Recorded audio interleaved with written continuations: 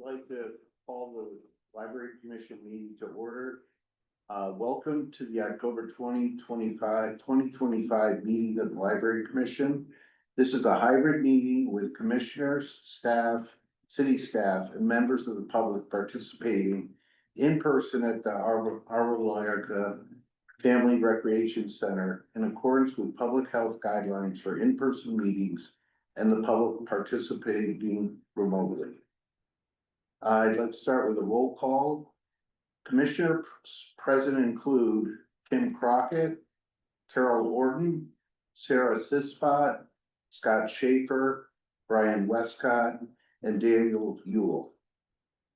Staff present include the Library and Community Services Director, Sean Reinhardt, Assistant Library and Community Services Director, Nick Shagdu, Library and Community Services Supervisor, Rose Walden. Nick will be helping facilitate the meeting. Nick, will you please take a moment and provide instructions to the commission and members of the public in attendance on how the meeting will proceed? Thank you, Chair. For members of the public who are attending this meeting virtually and wish to provide public comment, after the chair calls for public comment on the item you wish to speak on, please engage the raised hand feature at the bottom of your Zoom screen. For those of you calling in from a landline or cell phone, please press *9 to raise your virtual hand. Members of the public attending remotely who wish to speak, please take a moment to make sure your first and last name are updated on Zoom, or you may provide your name and the spelling as you are about to speak. Public comment will be heard in the order received and is limited to 3 minutes length. For members of the public attending in person, there are speaker cards available on the corner of the table there. Please complete one and turn it in to me before public comment is called the item you wish to speak on. There are a large number of public commenters. Time limit may be adjusted by the chair in order to allow everyone a chance to comment. When your turn for online public comment comes, staff will unmute you. That I will return the meeting to the chair. Thank you, Nick. Under public comment, the public may address the commission on any subject not listed on the agenda. Each speaker may address the commission once under public comment for a limit of 3 minutes.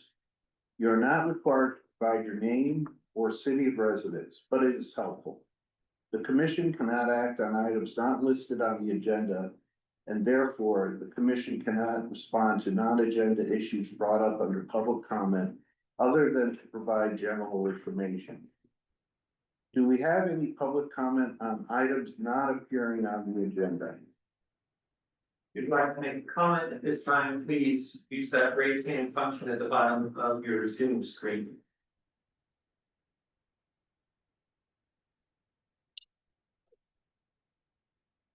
Seeing no comment. Okay, thank you.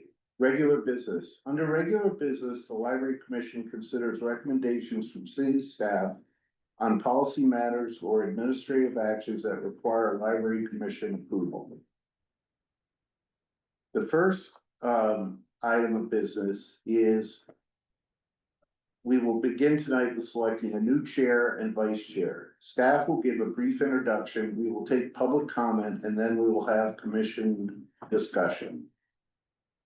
So I can go ahead and jump in, Vice Chair. So as you all know, our former chair, Michael Herrick, resigned from the commission, which leaves a vacancy in the chair. Put in the staff report the normal rotation of how we normally the vice chair would roll as chair, and the vice chair would be selected from the longest serving members who haven't been chair or vice chair at this point. However, that is not how it has to be, so that is the way that we normally do it. If we were to go with that way we normally do it, Vice Chair Westcott would be chair, and then it would be between Commissioner Crockett or Schaefer for vice chair. That's all my presentation. Yes. And I'd like to make a clarification as vice chair, I'd like to retain that position due to commitments that have occurred, and I'd like to retain that position for the duration of the period. So at this point, let's see, so do we have any public comment? Any public comment on item D1? Seeing none, and none online. And proceed. All right, would a commissioner like to make a motion to select a chair? Um, Yeah, Commissioner Crockett, yes, I'd like to, motion to select Carol Orton as chair, because as we all know, it was unexpected to have Commissioner Eric.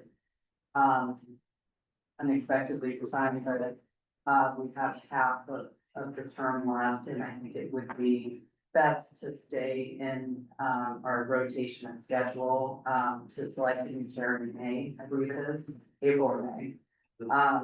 So with Carol, with her experience being chair previously, could finish out this term, I think that would be best, and most stabilizing for the commission.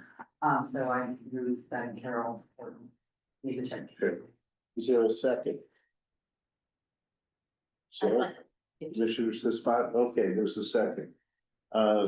Nick, should we take a roll call vote? Okay, so I just want to make sure I'm getting it right. The motion on the floor is that, Commissioner Horton would become the chair for the rest of this term, which means until we select a new chair and vice chair in April, May, I believe. Correct. And Commissioner, Vice Chair Westcott would remain vice chair. So the motion is for Commissioner Horton to become chair and for Commissioner Westcott to remain, vice chair. So get it right? Yes, Right. that's good. In that case, Commissioner Crockett, how do you vote? I vote yes. Commissioner Horton, how do you vote? Yes. Commissioner Sispot, how do you vote? Yes. Commissioner Schaefer, how do you vote? Yes. Vice Chair Westcott, how do you vote? Yes, And Commissioner Gould, how do you vote? Yes. And motion passes unanimously. Thank you. all right, thank you. Okay, moving on to item D2. Next, we'd like to approve the minutes from the August 18, 2025 meeting. Nick, do we have any public comment on this item? Any public comment on item D2? Being none, Would a commissioner like to make a motion to approve the minutes? All motion to approve the minutes. Commissioner Schaefer, thank you. Is there a second for the state motion? Yeah, okay, Commissioner Yule, thank you. Do we have approve the motion on the floor? the motion on the floor is to approve the minutes from the August 18th, 2025 meeting. Commissioner Crockett, how do you vote? I vote yes. Chair Whitman, how do you vote? Yes. Commissioner Sispot, how do you vote? Yes. Commissioner Schaefer, how do you vote? Yes. Vice Chair Westcott, how do you vote? Yes, And Commissioner Gould, how do you vote? Yes. Passes unanimously. Thank you. thank you. Next item D3. The next item is to review the ad hoc subcommittee library of the future draft report. The ad hoc subcommittee will provide a brief introduction to the item. We will then take public comment and then begin our discussion. This time, I'd like to get, Commissioner Orton, would you give us a brief introduction? Yes, my brief introduction is that this is a revision of the draft report that we reviewed at the August meeting. After the August meeting, we reviewed in detail the PowerPoint comments made by the Director of Library and Community Services. We met with via conference call with both Nick Shegda and the director and talked about some of the issues raised. We received additional feedback from the Friends of the Menlo Park Library and additional feedback from the foundation members of the Foundation for the Menlo Park Library. And we included all those revisions and have this new report that has one recommendation. And that recommendation is that there be that we refer this report to our liaison, City Council Member Jennifer Wise, who very kindly is here tonight. and with our recommendation that the city council hold a study session. Focused solely on the library. And the report goes through some of our reasoning of why, but those are not recommendations, those are just our thoughts, they're not, like, we're not making any specific policy recommendations, other than just asking that the city council take a closer look at the library and some of the things that might be considered.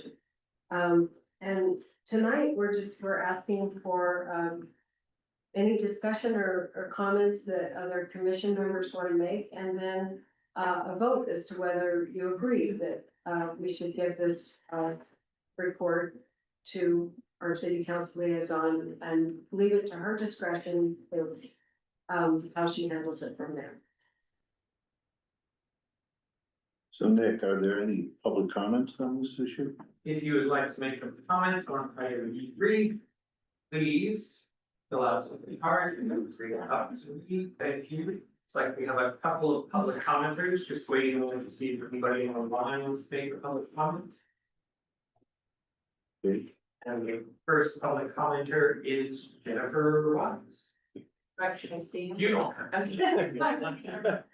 It's really great to see all of you. So for those of you who don't know me, I'm City Council Member Jennifer Wise, I live in District 5.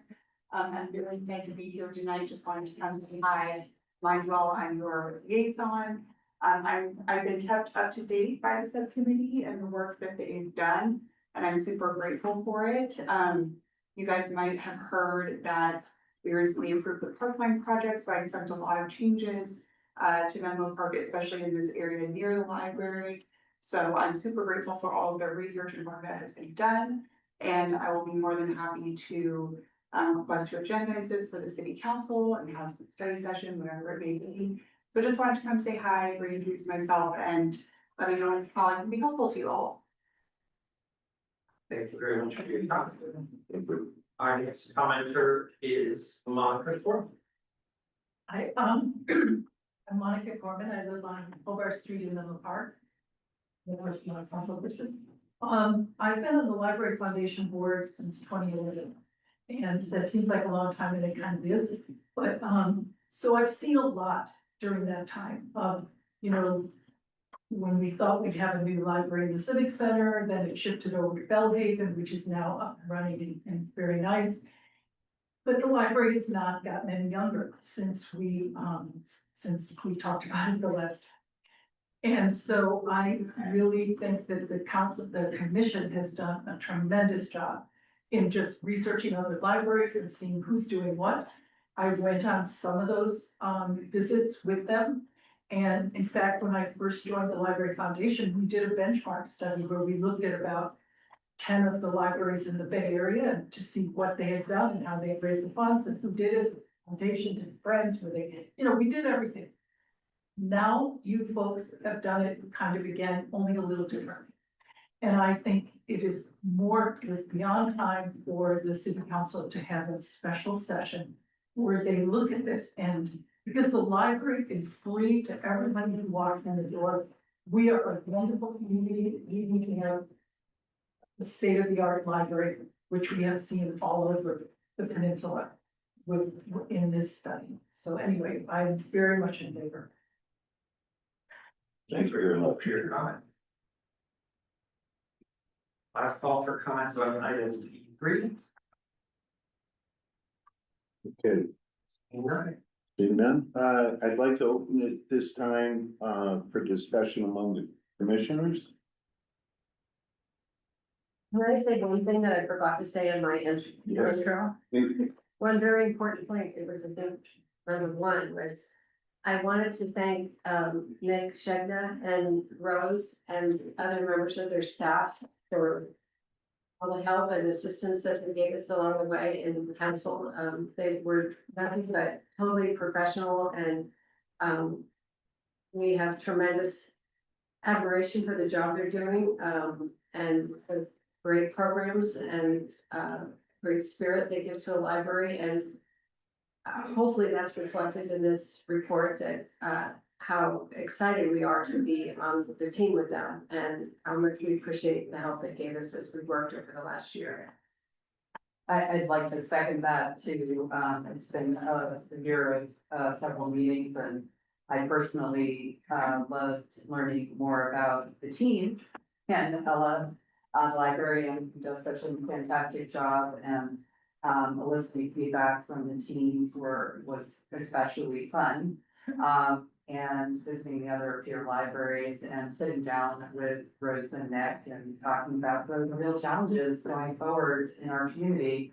And what the library can do to meet the needs of the community. I'm really proud of this report. I think it's a compilation of a lot of hours and time of people such as the foundation members and the friends who have worked so tirelessly for the library and programs and services, and I'm excited about what we can do in the future with all the new families coming on Park Line development, as well as the downtown revitalization, and everything that's coming up. The library is a special place for all, as has been mentioned, and it's an important one to continue to be welcoming for gathering and freely accessible to everybody in the Menlo Park city, in both libraries. So we're really focused on helping coordinate that, and I'm so excited to see how the city council can review, consider everything, coming up. Okay, thank you, Commissioner Crockett. Any other comments at this time? Discussion? All right, would a commissioner like to make a motion to recommend the ad hoc subcommittee on library of future report be transmitted to the city council via Jennifer Vines? I would like to do that. I'd like to recommend, that the report be given to our liaison at city council. I'm not sure the correct verbiage, but,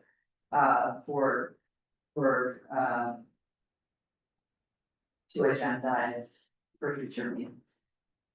Okay, I'll second. we have a second. Thank you, Commissioner Horton. Nick, would you like to take a roll call? Sure. So the motion is that the commission recommend the ad hoc subcommittee report be transmitted to the city council through the LC liaison, Councilmember Wise, Commissioner Crockett, how do you vote? I vote yes. Chair Horton, how do you vote? Yes. Commissioner Sispot, how do you vote? Yes. Commissioner Schaefer, how do you vote? Yes. Commissioner, Vice Chair Westcott, how do you vote? Yes. And Commissioner Doer, how do you vote? Yes. Motion passes unanimous. Thank you. Thank you. All right, let's see. All right, excuse me for a second. Okay. Next item is recommend updates to the library use guidelines. Staff will provide brief introduction to the item. We will take public comment and then begin our discussion. Nick, are there any public comments on this item? Let me give you a brief introduction first. Yes, after the introduction, yes. It's a very brief introduction. From time to time, we will bring changes to the library or facility use guidelines for commissions. Just to make sure that we're keeping on top of things. I think Sean has said that there is a story behind every bind unfortunately, in the library use guidelines or the facility use guidelines, so we just have a line that we're adding here. Specifically calling out bullying or intimidation, is National Bullying Month, so that wasn't this particular update to the guidelines, but that is the only change, and then some, sorry if I'm making a little dizzy with this scrolling, a little bit of changing to the problem with phone number and putting the site. And that's fine, presentation. Good, thank you. Are there any public comments on this item? Any public comments on item D4? Being no comment. Okay, I'd like to open it for any commission discussion. Yes, Commissioner Sisba. Thank you. I think this is, these are wonderful guidelines, and this is a great update to have, and I have a small comment and then a question also. So my little comment is just,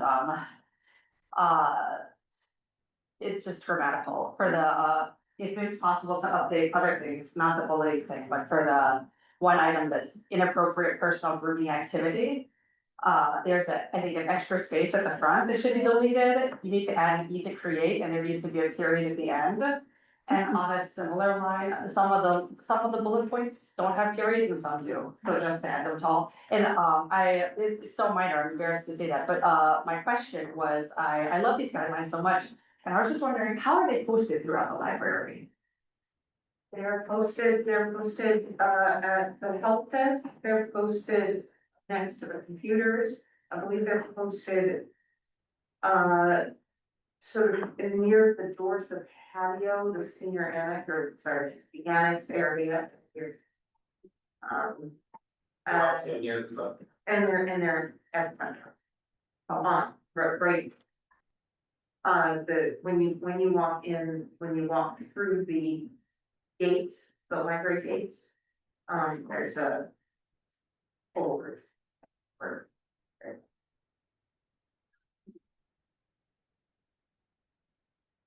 Okay, thank you. Any other discussion? Yes. Sure, you. That's a very small question, I guess, which is that the two points there about harassing library users or staff, and then bullying, intimidation, or retaliation staff. They seem kind of similar and overlapping. I guess I'm wondering, should they be combined together, or is one sort of a subset of the other?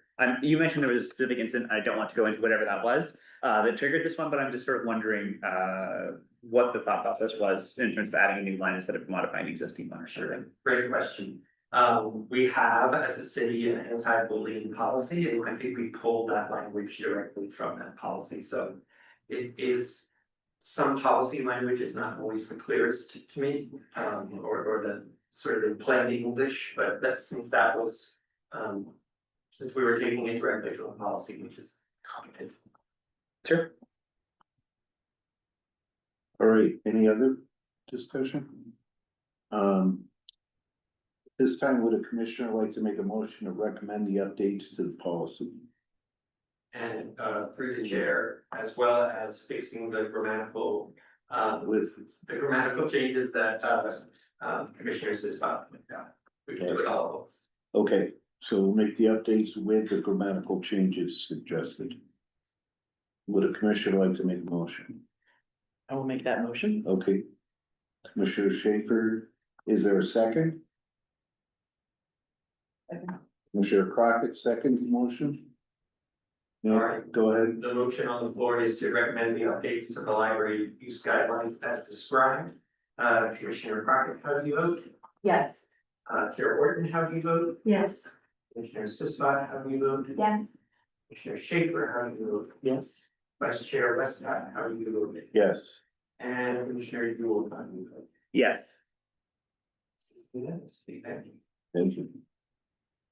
Okay, next item, informational items are transmitted to the library commission and staff's effort to provide an update on matters of importance to the commission. Informational items are not action items. However, a commissioner, city staff member, or a member of the public may request to make a comment or ask a question on any of the informational items. First is, Nick, are there any public comments on this item? This is item E1, you want all of them or just the individual? We can take one at a time. Yes, let's start with E1. This is the Library and Community Services Department statistics and recent activities, and I have a small presentation to go along with it. Any public comment on this item?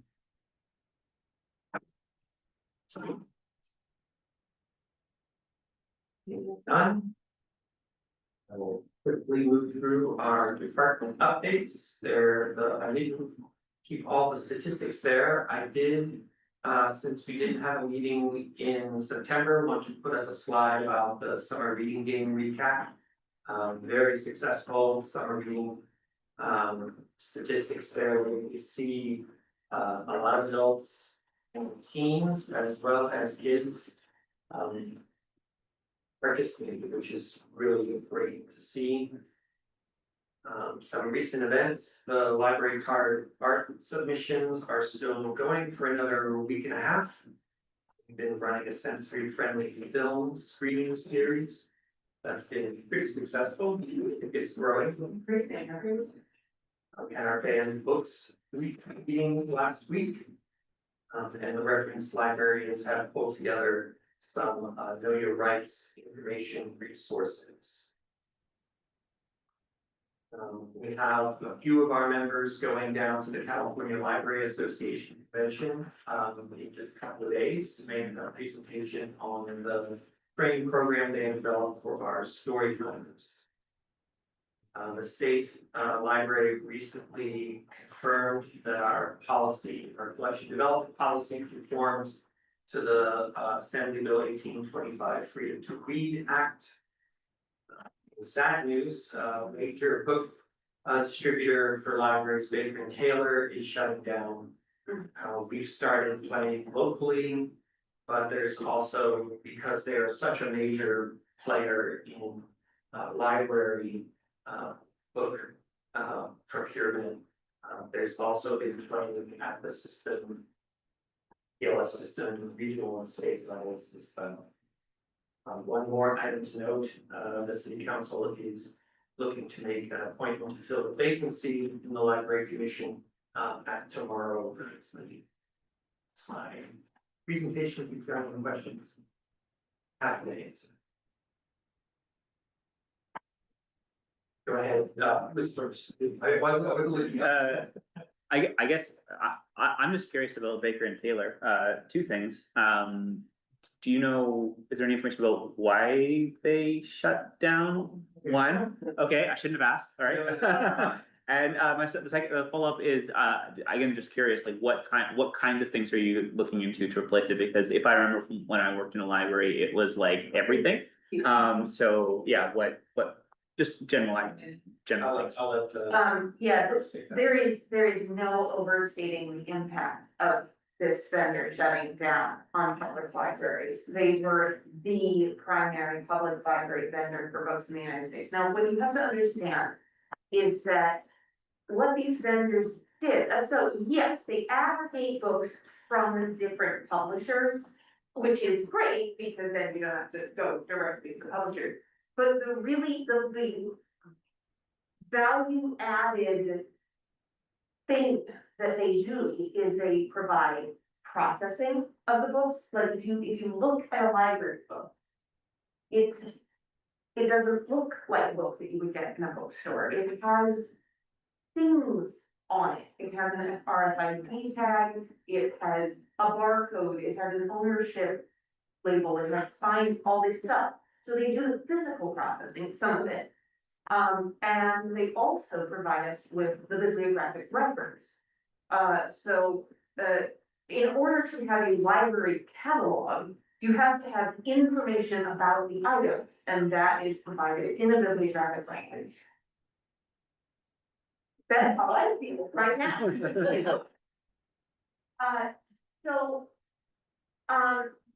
We are actually in a very good position because we diversified our vendors over the last 5 years. There are other vendors. Now, their services are not as finely tailored to library needs as Baker and Taylor's. Their user interface for their web portal is not as good. The processing services that they're willing to provide are less comprehensive and less what we want. And frankly, their MARC records are worse. But there are vendors that do this work and we have already established relationships with them. These are vendors such as Ingram, which is primarily a bookstore vendor, but they do also do library work and have been an increasingly large dog in that world over time. And also Brodar, which has been expanding out of just children's services pretty effectively. There are flaws to these vendors, but we already work with them, which puts us head and shoulders over a lot of libraries in the area whose sole source vendor was Baker and Taylor. So now they're all flocking to the other possible vendors who are completely overwhelmed by the demand. It's gonna be a rough time, in terms of materials acquisition. But, sorry, yeah. What, is there more? That was one part of the question. Why they went under it. Well, They were just carrying a lot of debt, I believe that the service that they provided was not, financially sustainable, Hmm. because they did do that detail level work, they provided really good records and really good processes. But it wasn't sustainable in the market, also, I mean, far be it from me to mention it, but Amazon is expanding into library processing, so. Thank you, that was very interesting. good question. I'm happy to talk more about it. Okay. It turns out that we had more or less the same questions, just extending my sympathies. I'm trying to imagine what would happen at the bookstore if like Ingram goes under and it'll be just a disaster. We would still have books, we would still have library materials.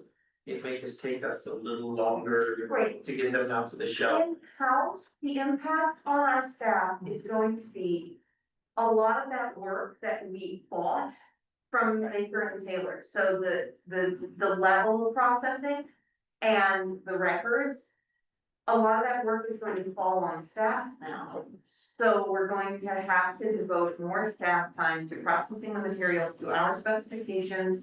And we're gonna have to devote more staff time to copy cataloging, which is grabbing bibliographic records from, there is a database OCLC connection, there is a database that you can get these records from. But it takes work to find the correct records, to make sure they're accurate, to import them into the system. We didn't need to do that work when Baker and Taylor was just selling us the records. So we basically outsourced a lot of that Right. to Baker and Taylor. It's gonna hit staff. It had been done in-house historically, it's just more efficient if you're doing it at scale. But now we can inefficient again. So if I could just ask a follow-up question sort of in that same area. From the sound of it, it sounds like there's going to be a lot more staff labor required. Is there a related plan to like bulk up the library staffing and training, or is that something that needs to be I done mean, separately? what we're gonna do is probably shift around some duties amongst the existing staff. So, Take it on. and, you know, I still hold out a little bit of hope. Baker and Taylor was in negotiations to be acquired by a different company. When those negotiations fell through, and it's going to sort of wait for white flag. So I'm still hopeful that maybe, I'm hopeful that maybe somebody else will snap them up and we'll still get, some sort of Baker and Taylor, but we'll see. It just might be a little choppy. I'm fully intending to document all of the extra work that we're going to be doing in order to make justifications for any future staffing requests. Oh, I just a follow-up question about that issue. I'm wondering, it seems like other peer libraries are gonna have the same exact challenges. Yes. Are you collaborating with Oh, those and with Yeah. others and It's, which libraries? The library sphere is all, oh, we're all chat, I mean, there are big I'm chats, sure. big chats occurring. and so we're looking at it at the consortia level, at the PLS level. Yeah. But also the state library is weighing in on some days, sort of holding these discussions with lots of funders as they sort of try to figure it out. I mean, you can imagine a library like Los Angeles Public, right, or, any other large metropolitan library is gonna be it as well. So hopefully, hopefully the other distributors will step up their game, so we'll get That's better. what we're hoping. Ingram has announced, or I don't know if it's announced or that we just heard it through the. There are people. A lot of the things we're hearing about this vendor shutting down are from. Former employees of the vendor on Reddit or things like that, so I would just want to bring that to this forum, but it does exist on the internet. But yes, we've heard through the grapevine that Ingram has already said that they're going to improve their MARC records, for example, because they are getting a massive pushback from it's not just us, it's many libraries going, your records are bad, we don't want to pay money for them. So they said that they'll meet that, we'll see. It would be safe to assume that costs are going to go up. It's For this to service? to be seen, I don't know exactly how it's early days yet. I think we just found out like a couple of weeks ago, so it might take some time to all shake out. I'm sure there'll be some additional costs at a time while we figure things out, but hopefully it's going to place not too long. We can still walk over to those.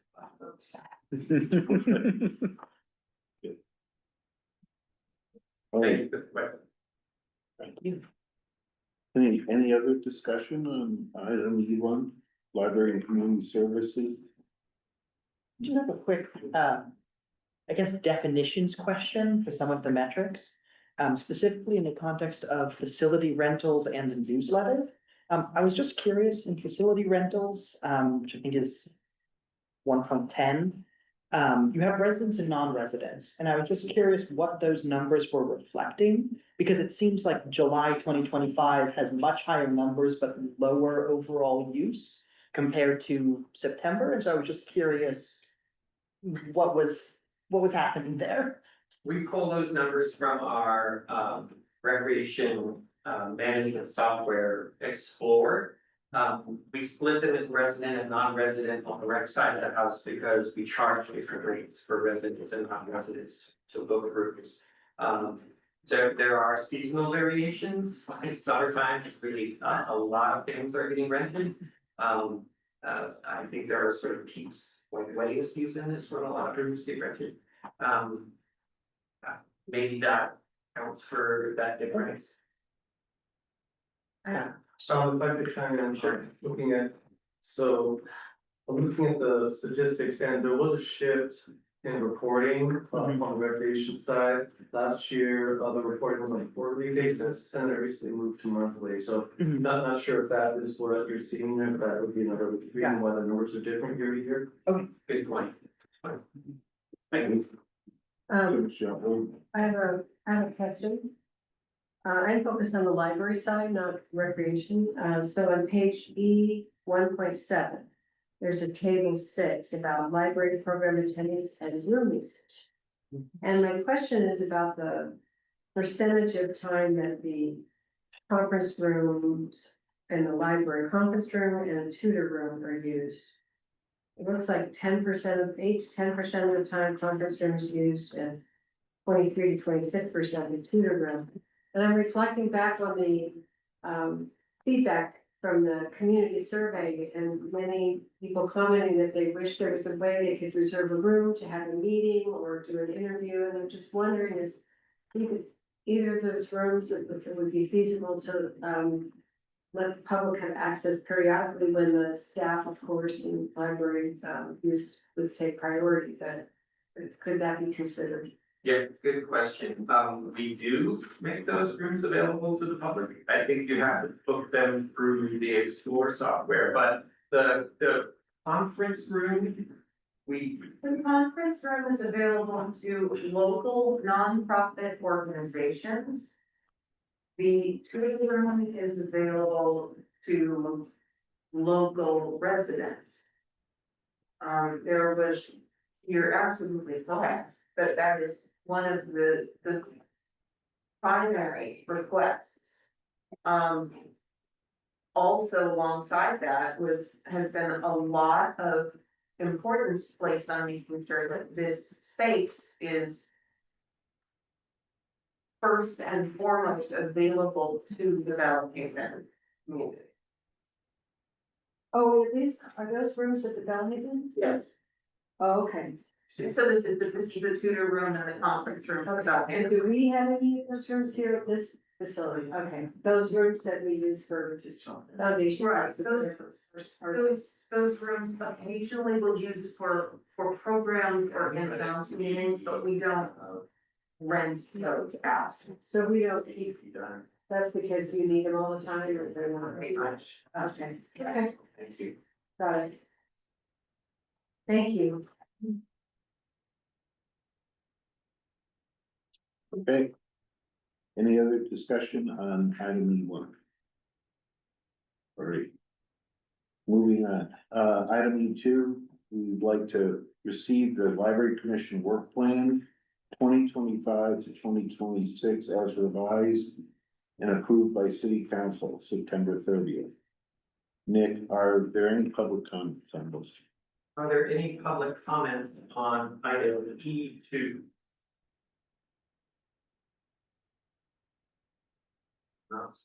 And for you?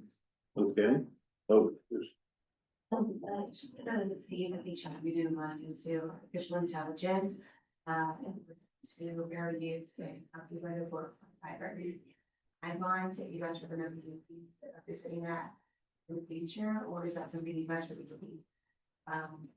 It's possible, but we can't actually, the meetings are very structured, so if that particular item is not on the agenda, then we're not allowed to discuss it.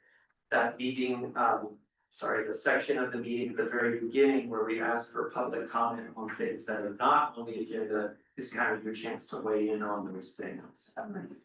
But that happens in every meeting. At the start of every meeting, there's a section called general public comment where you can fill out a card and discuss whatever you would like with for your meetings.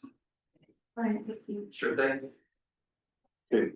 So here is the clean version of the work plan. So the council made 2 changes to the work plan. They added sort of a section here on number 4 about the request to add items to the city council agenda should be directed to the city council member serving as the LC liaison. And then they removed the item on budget review. Those are the 2 changes. The rest were approved as is. Right. And my understanding was staff introduced the change on the budget. Is that correct? Yes, that did, make that suggestion to the city council because it's not something that other commissions have done, so one of that is from the city council. Okay, and actually, being part of another commission that has been done in the past. But the question is, why was that done outside of our meeting? That we reviewed this work plan together, and it was a combined effort. And why was the commission not notified in advance? You may recall that staff did express that concern, and so because we still had that concern, we did bring that forward to the city council as well, but it was discussed during the library commission meeting.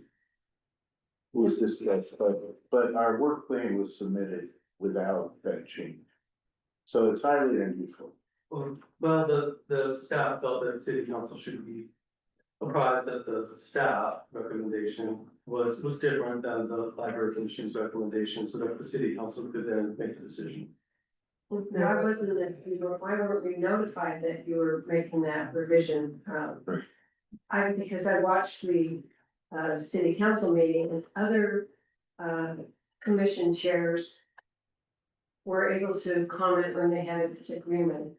They were notified in advance and they were able to explain why they had this, and then the city council could decide. So my issue isn't that whatever the city council did, it's just that we didn't know, we weren't informed, we thought that it was gonna be a consent item that no one needed to be there, and so nobody was there to explain or the context from our perspective.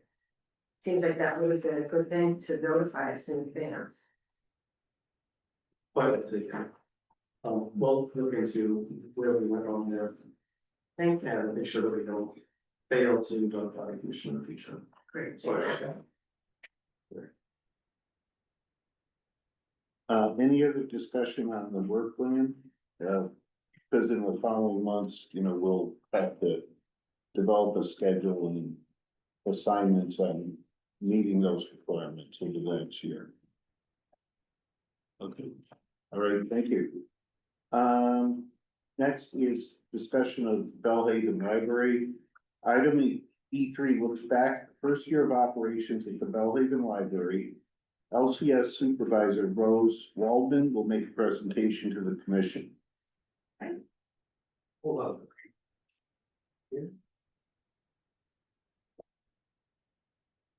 All right, before we get started, I am, very excited about being able to give credit where credit is due to Ashley Walker, our management analyst, who helped me put this lovely presentation together. We worked together, so. Okay, nothing here to repeat. All right, so the Bellhaven Library opened in May of 2024 after a relatively brief closure, following the closure of the former location of the Bellhaven Library. It has been in operation for about 16 months now, and we have been endeavoring to suit our mandate by providing access to up-to-date, timely, in-demand, relevant library resources and programs. Okay. Good. We've had a delightful amount of foot traffic, just over 50,000 visitors since we opened. We have, the way that we keep track of these visits, is we have either got library gates, like you will see at the All Ages Library at Bellhaven or at the main library here. Those gates tell us if materials are going out when they haven't been checked out, but they also serve the dual function of counting how many people are going through them. There are not gates on the children's library.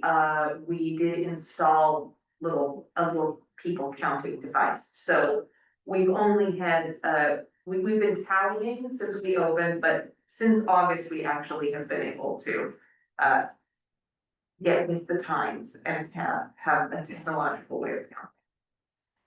So a little bit about what people come to the Bellhaven Library for, and we do actually, I have this information, but I also have some information to go along with it. So adult books, so what you're seeing here is the books broken down into categories and how many circulations there have been, how many checkouts there have been, not number of items, but number of checkouts. So there have been 5,170 checkouts since May 2024 in the adult, the all ages library. And nonfiction is doing really well, as you can see. Sorry. There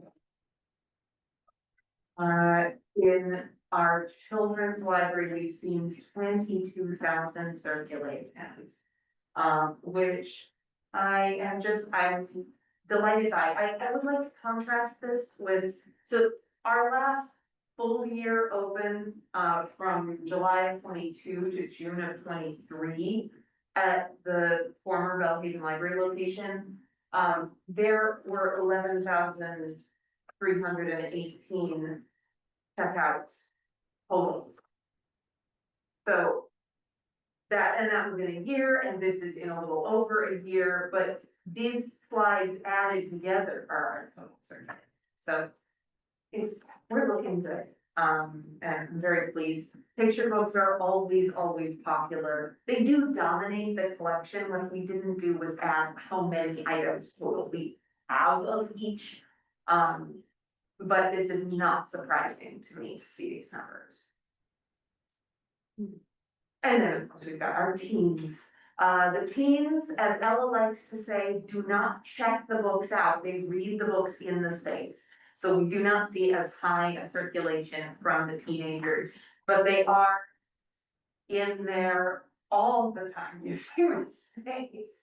I think possibly some of our staff, wish that they were in there all the time using the space, but they sure are.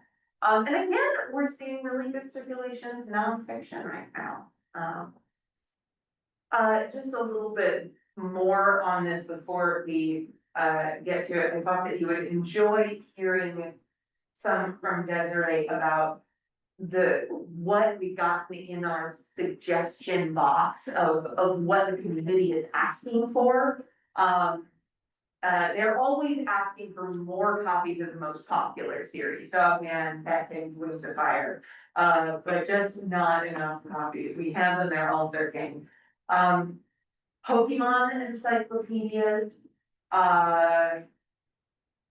they want more board games too. We're looking at, we've got a board game collection that we have for in-library use, but we're looking at starting to circulate those board games because we've seen that demand. Graphic novels, biographies circulate really, really well, cookbooks for kids. And for kids, that's the only area where nonfiction is not thriving as much. We have had a difficult time because there are certain things that we feel really do just need to be in the collection. But they're just not seeing the traffic in that nonfiction area. All right. Oh, and then a little bit about equipment loans. I don't really just want to read the slide. It's talking about Wi-Fi hotspots and chargers. That's by far seeing the most circulation. Laptops a little bit less. And Parks Fests are doing okay, but great. Maybe we should promote Parks Fests. We've also had a lot of wonderful events. We utilize the multi-purpose room on weekends. We can see some adorable puppets and children in that photograph. We've brought in musical performances, an instrument petting zoo. We brought in the science wizard.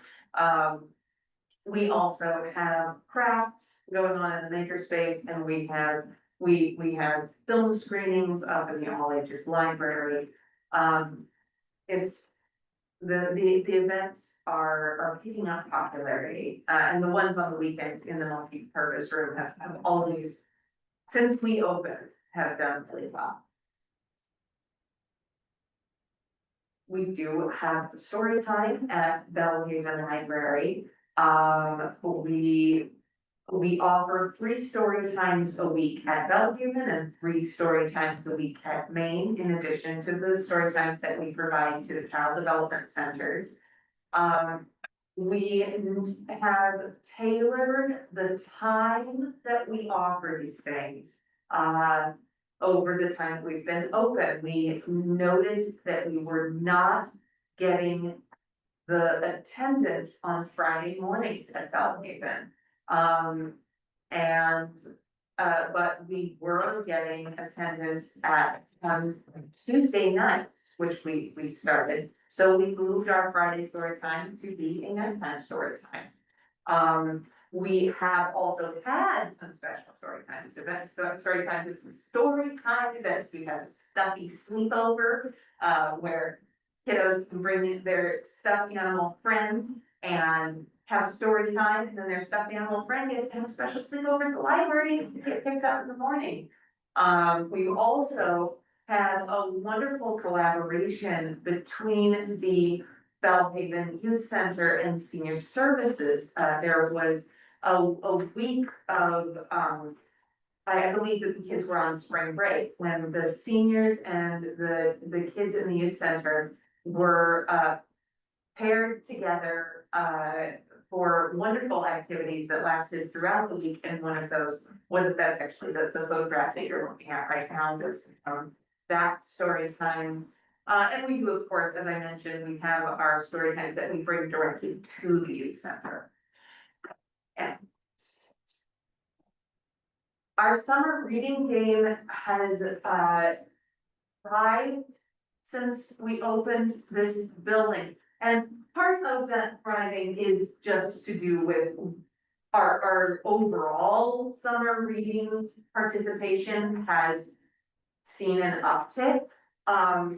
That said, we have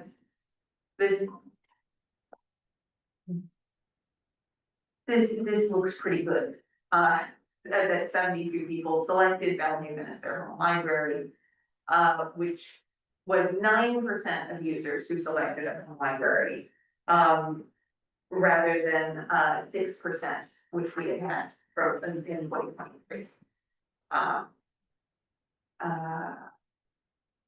There's some. And finally, a little bit of looking ahead, as you know, we have been working on the best ways to use the makerspace, and we're going to be bringing a Saturday craft time with staff. We've got some very excited staff members working on some crafts for the public. Right now, we're also going to be starting a fiber arts meetup group. I say meetup, not meetup, like TM.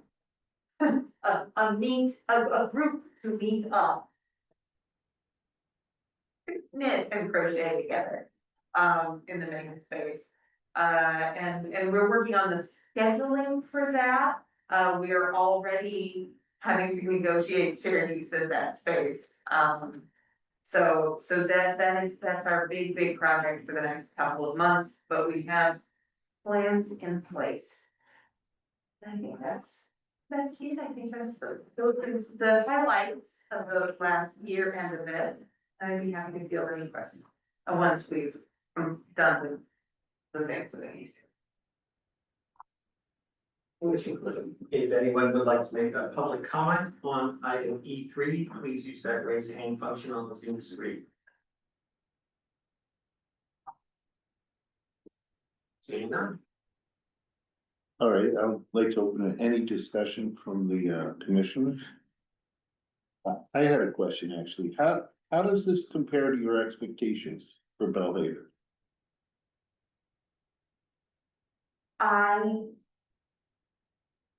This is the first library that I've opened. Okay.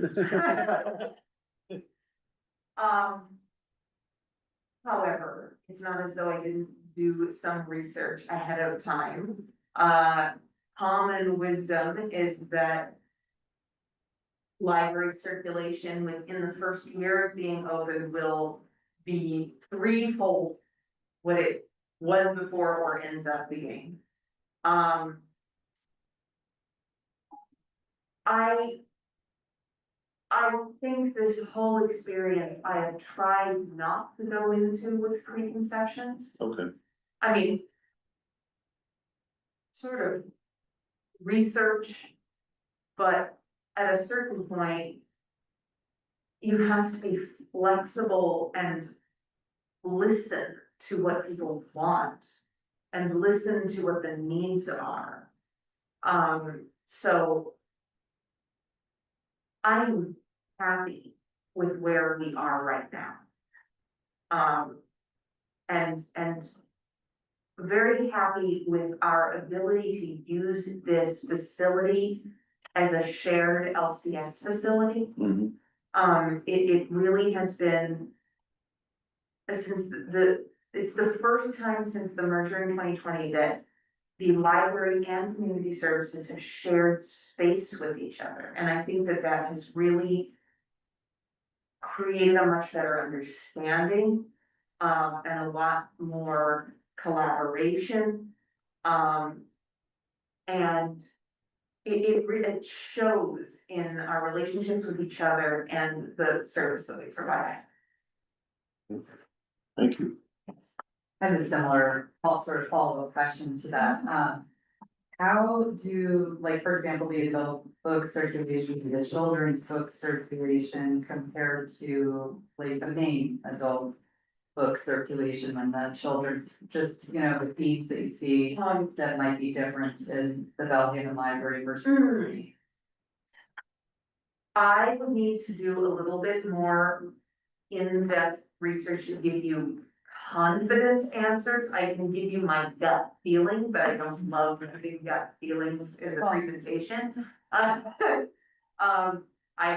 would prefer to get you some sort of percentages, because I mean, the fact is, there is far more foot traffic at Maine.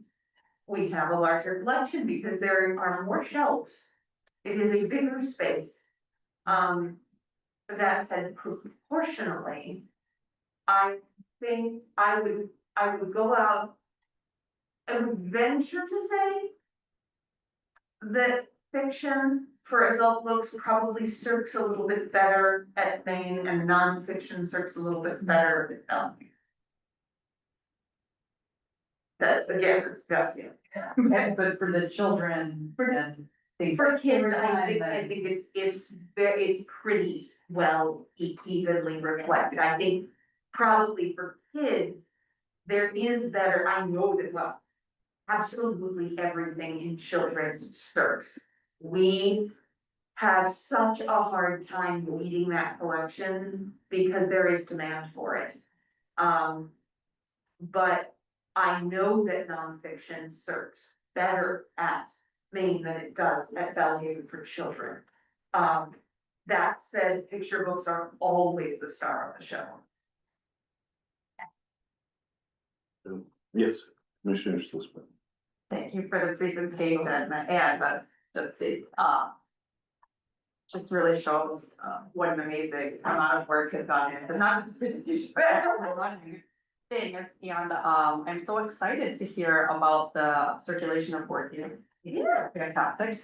Yeah, I had a little question, a selfish question that I thought of when seeing the breakdown by category. Yeah.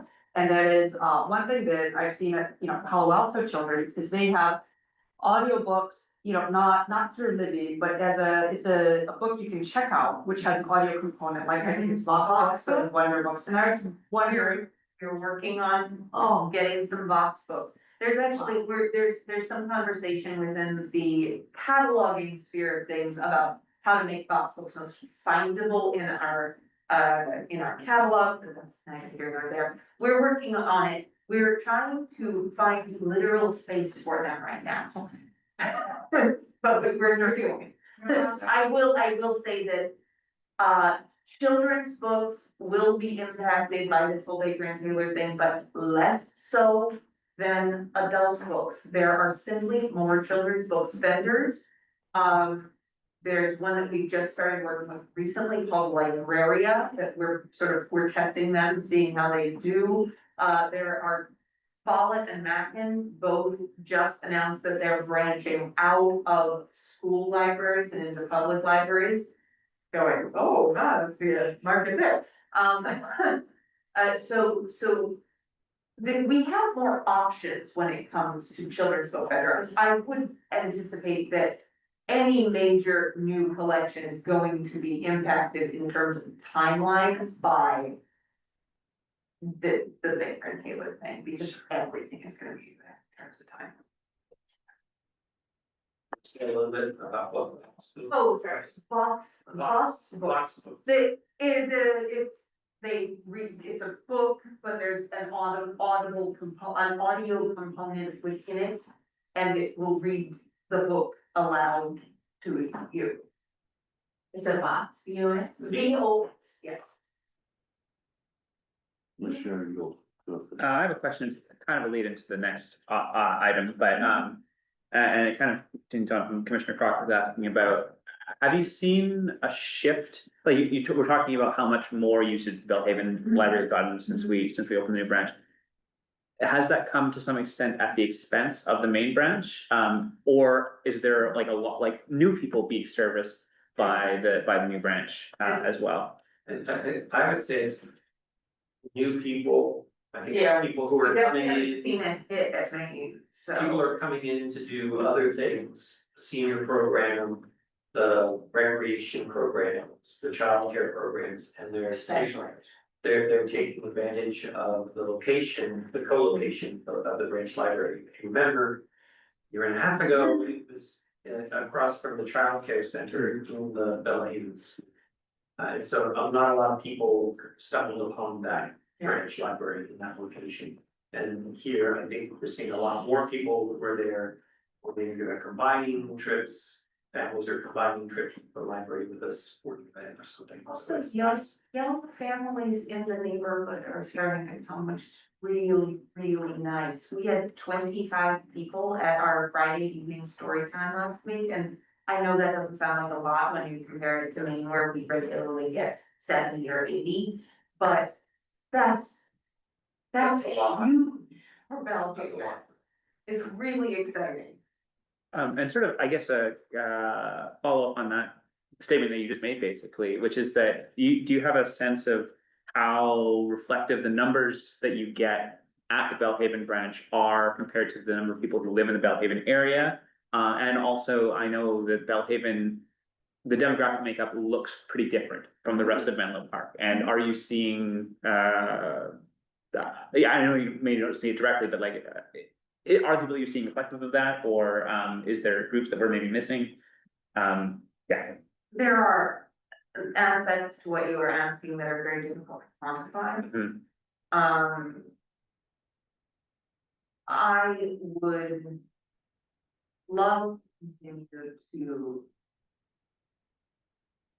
reach residents of the neighborhood who may not be terribly comfortable or familiar with libraries as a concept and what we can provide. I think that there is still work to be done there. That said, the majority of people who are using the center, the campus, I think are hyper local residents. Thank you. Okay, any further discussion? All right, moving on, item E4, we'd like to discuss idea for library specific outreach in District 1. So just quickly, if I may, Vice Chair, this was an idea that Commissioner Yule had brought up in the discussion. And so, kind of not exactly knowing where to go with it. Okay. I put it on as an info item just to sort of get the conversation started. It may be that, you can take a look at that and some of the other, information in the staff report. And you decide you want to, bring it back as a regular item if you think there might be more discussion or action that you might want to take on it. This was sort of to kick off the discussion, I guess. May I suggest we actually think about adding that to the November agenda? And how we might approach, address that as a commission. Possibly the use of a working group, small working group as well. Great, and yeah, Commissioner Yule, if you have any feedback about if this was close or not close to what you were thinking of, or that would be appreciated, because we can use that when we bring it back, if we bring it back in November. I think there's a couple of things that I'm curious about, and this does cover at least some of the stuff that I was interested in. So that is excellent, and also the presentation we just saw covered some of it. But I think maybe this is just the math person in me, but I think I'd like to see if there was some sort of like statistical analysis of number of people in the Bellhaven neighborhood versus traffic to Bellhaven branch versus number of people in the rest of the city, traffic to the main branch, to sort of see what that looks like. Any kind of breakdown with respect to that, I think would be very interesting to see. And also a comparison, we kind of had that too, a comparison of the types of things that are going out in the different areas. Would be another thing that I'm curious about. And one other thing that I want to know is very stuff about what the other commissions have done, or I think it was the environmental commission did all that reach out with local groups and so on and so forth. And I thought that sounded great. That sounded sort of exactly what I was envisioning in my head. And I was just wondering, have we done anything like that in the past? Has the library done anything like that in the past? Because you mentioned that you go out, work with other community groups in general, there was a presentation about it in April. But that was library wide, I was just wondering, like, has there been any specific outreach to Bellhaven? To the Bellhaven community, what that looked like, what roadblocks we've run into in the past, and if the commission has done in the past, I don't know, I think we're losing older members at an alarming rate, but I'm just curious, you know, what have we done, in the past as well, I think would also be useful. I can speak to that. So usually with our event and offering, we don't usually do that kind of one door to door intercept on the corner kind of thing. But we have done that in the past, when we were doing a library needs study back in 2017, 2018, when we were planning in the branch library. We did a lot of that, and the was Gensler, I believe we worked with, and so I think back in that reporting, they have how many intercepts they have, they also sort of, was it early days, but they floated an app and they were like having people go around in the app and like take pictures and write comments and things like that, which is kind of an interesting idea. I don't know whether we could look at that again as a way to get people who are already on their phones to sort of help us help us by them telling us about what they want at the library and things. You're right, the EQC did a lot of I'm sorry, it's the city's why am I blanking on the name now? Environmental sustainability department has done a lot of door to door outreach. Yes. On matters that are coming before the EQC, especially like home electrification things. Is what I can remember. Other teams in LCS have done this sort of stuff. The pool surveys, for summer, there's a lot of sort of hand selling, call it, of pool activities to residents and then giving flyers to neighborhood organizations who spread word. So it has been done. Not as much for the library that way. Okay, that's very helpful. Yeah, I'm thinking about the groups that I think Rose mentioned, you know, maybe aren't familiar with the library, don't feel comfortable in the library. How can we reach into those groups and I think the partnership with childcare, with the childcare teams, both through the co-location in the branch, but also through the story times that library staff provide at the child development centers. I think that has been helpful in moving people into the libraries. They also put our flyers up in the Bellhaven CDC and then center, so the families hear about us that way too. Okay, thank you. Couple of questions. Sorry. Yes, so, yes. Yeah, I just, I think it's a great idea. I think there's a big need to sort of, as Bruce pointed out, understand the needs of the Bellhaven, library users. We, I know as a liaison to the Friends group, there's a struggle in understanding how the bookstore, what it is that patrons want to have at the bookstore, at the Friends bookstore, at the library, in Bellhaven. I think it's an important effort to do outreach and to also create that understanding and perhaps in looking at this, I know that there are a lot of Menlo Park residents who have never visited the branch library in Bellhaven. And if there's an opportunity in Maine to kind of amplify what's available over at the branch and sort of promote visiting the branch. I think if people walked into that branch library, whether it's the children's or the adults, they'd be wowed. And a lot of visitors would, result just from that. But there does seem to be a little siloed in communications about library users, like if you go to the Maine and you just never go to Bellhaven, but it's a branch library in your town. So I feel like maybe promoting the Bellhaven branch or visiting the Bellhaven branch within Maine, within the users. I mean, Well, we maybe. do promote the events that are going on at both libraries, at both libraries.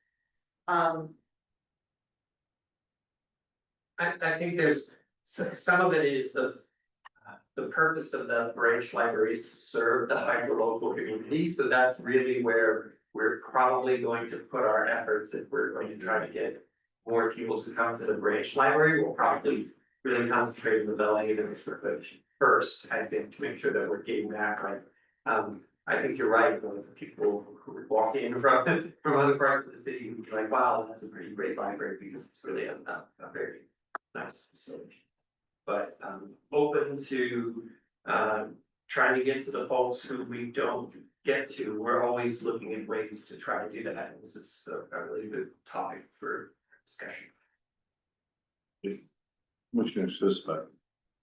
I'm so happy this has been added to our discussion, and, I really like that there are in-person outreach visits to schools, which my children have benefited from. I wanted to ask whether, I know,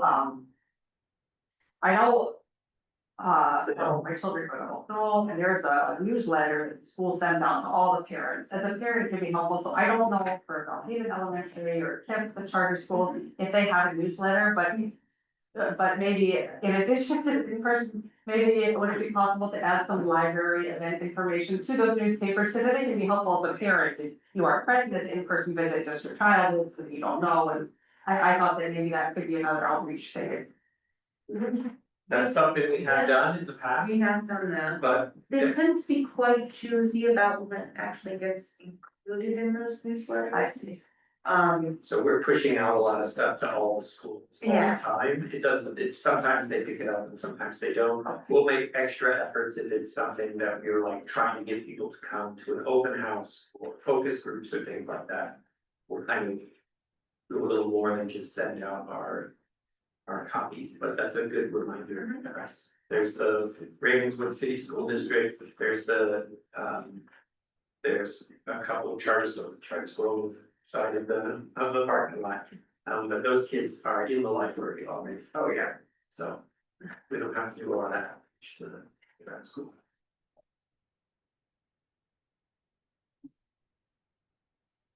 Good. Any other comments? All right. Moving on. Let's see, item 5, talk about the summary of the 2022 facility condition assessment of the Menlo Park Library building. Yeah, this, just very briefly, this was something that had come up in discussion, a couple of meetings ago, where we were talking about facility assessments. We had remembered that there had been one done, that the Public Works had contracted to do a facility assessments for the entire city. So this was just sort of surfacing that information or visually for you guys. Some of the things that came up in that facility assessment were things that have been addressed, some not yet. I'd say probably the biggest one that hasn't been addressed yet is the alarm system upgrade, which the city was looking at to do campus-wide rather than just a one. But the roof was really a really major one that has recently been addressed. And there was some exterior paint and some sidewalk things that have been addressed as well.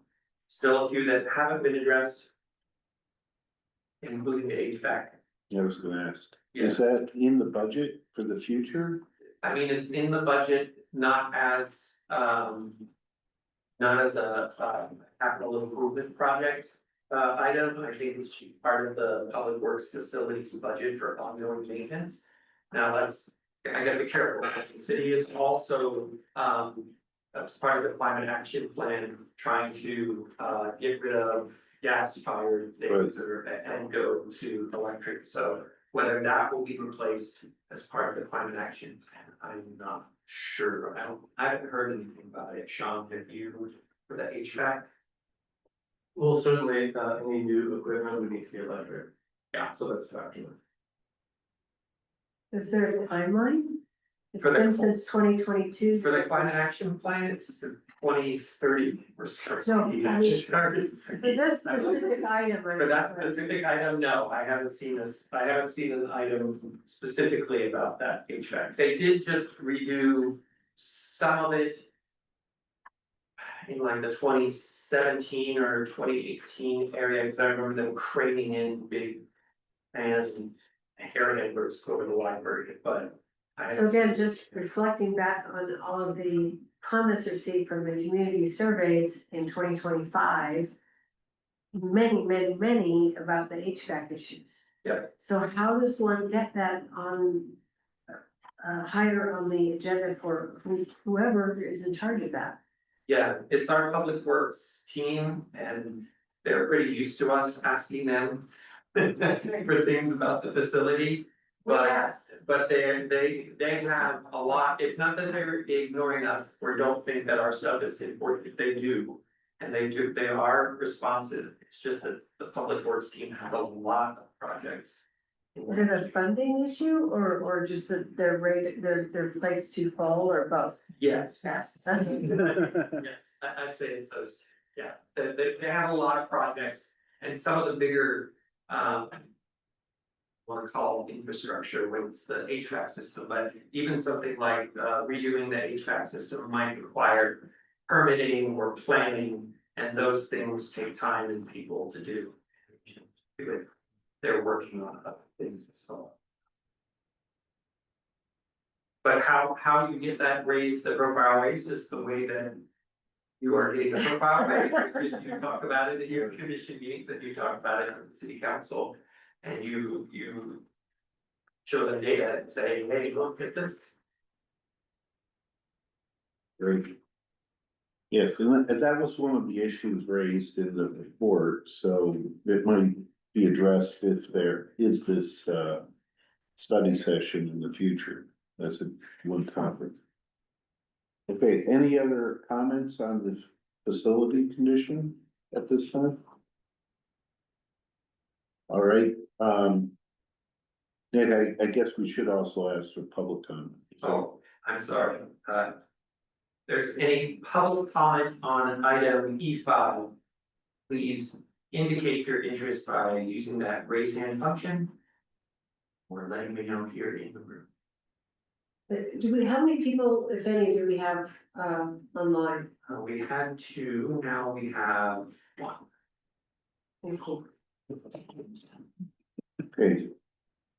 Next item, E6, Library Commission tentative agenda calendar. Nick, I have it up on the screen here. I heard that you would like to put the District 1 outreach and marketing, I guess we can sort of call it that, on the for a more fuller discussion in that November meeting. yes, that's a suggestion.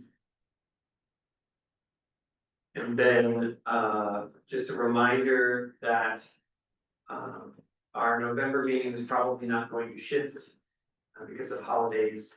Our December meeting is going to be on the third Monday, the library commission meeting day at the campus, and it will be a joint meeting with yours. Okay, And I think in fact, I know that sustainability is going to be at that meeting because they want to talk about the electrification project. So you'll have a chance to talk to the sustainability folks there about. I had some questions at a friend's board meeting about the solar panels just the library when the power goes out, like how does that work? I don't know emoji. So if we're gonna have someone come in and talk to us about it. and I might suggest for November, we also look specifically at the work plan and how we will schedule activities to meet those requirements over the next 6 months. So to take a look at the LC work plan and maybe add some milestones to. Correct, goals and milestones, that would be great. Anything else? I'm sure some other things will probably come up between now and then. We will have a new commissioner, so Right, it's a new commissioner. so we'll welcome the new commission in November.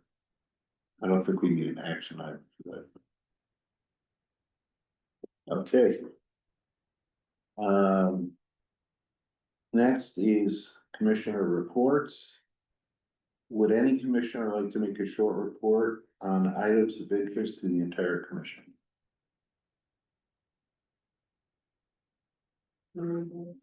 Okay. I can give an update. Commissioner Clark, yes. Yes, I can give an update as liaison to the Friends, two whom are in attendance. They attended the last quarterly meeting, and just.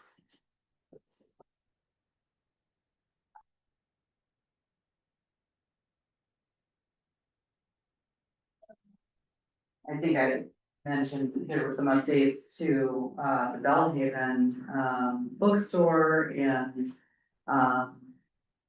just some requests for more guidance on what the Bellhaven library patrons might want at the bookstore. But the Friends are doing extraordinarily well, such amazing work to support library programs and funding all kinds of things. Nick did a kind of presentation about the new AMH. And self-checkout security gates that I guess are new in Maine, is that right? Correct. In Maine, in the main library, the self-checkout gates, and the AMH is expected. The new AMH is expected in November, and at this point is everyone's hopeful that the current one stays functional. It's actually hitting the port open on November 5th. But it probably won't get installed until the first or second week of December. It takes them a while. to And get it's it from checked. Sweden, Germany, Germany. Germany. Deutsch, yes. Yes. And some other updates Rose shared, with tech transitions and, other items, and,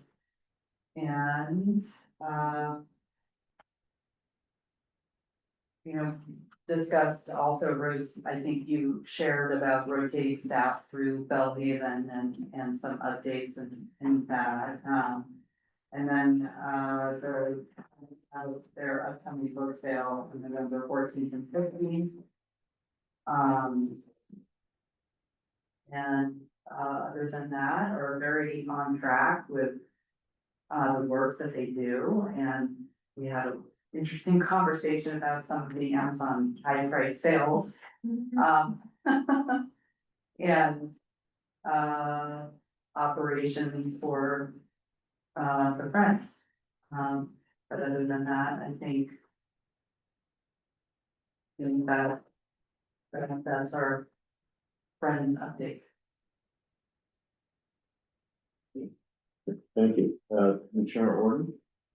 Yes, I'm the liaison to the Library Foundation. And so I've been attending those meetings, and there's just I don't have a lot to report, except an item of interest was that a couple meetings ago, Rose made a grant presentation for a history project at the Bellhaven Center that was approved for a significant amount of money, for like 20,000, that the foundation was gonna grant to fund this project.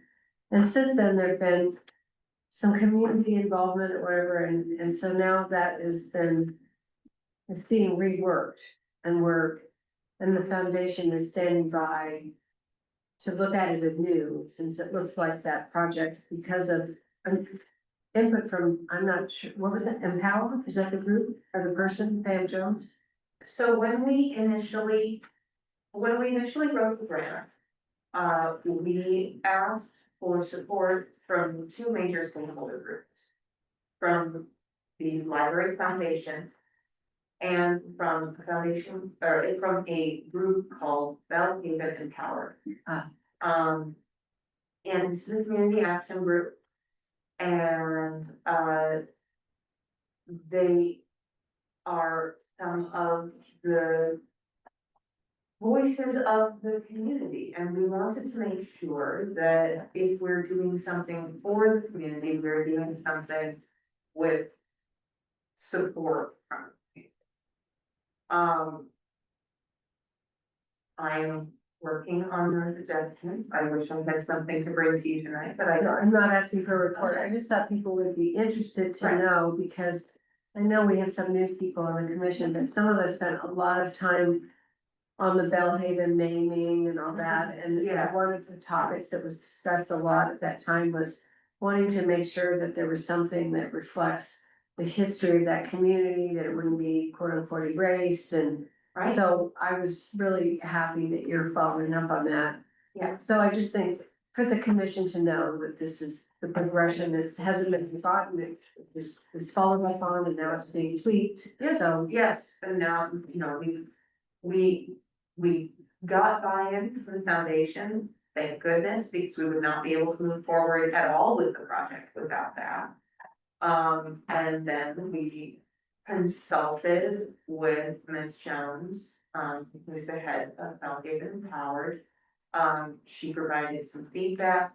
It was enough feedback that I felt that it was important to, for the prospectus of the project to reflect that feedback. The choice to make edits to it was mine. Because I did not feel comfortable going forward with the prospectus as planned, just having her feedback, sort of bearing it in mind. I wanted to make sure that it was documented within the prospectus. So I'm working on that right now. I should be bringing it before the, Library Foundation once again. For buy-in in November. I would do it this month, but I am going to a conference to present about our like storytime training program. So I can't staff my hats that well. So that's, I think, the best update that I can give you currently. great, thank you very much. Okay, thank you. Any other commissioners like to make comments? All right. Well, then I think we successfully finished the meeting and I'd like to announce the meeting is adjourned at 8:02 p.m. Thank you.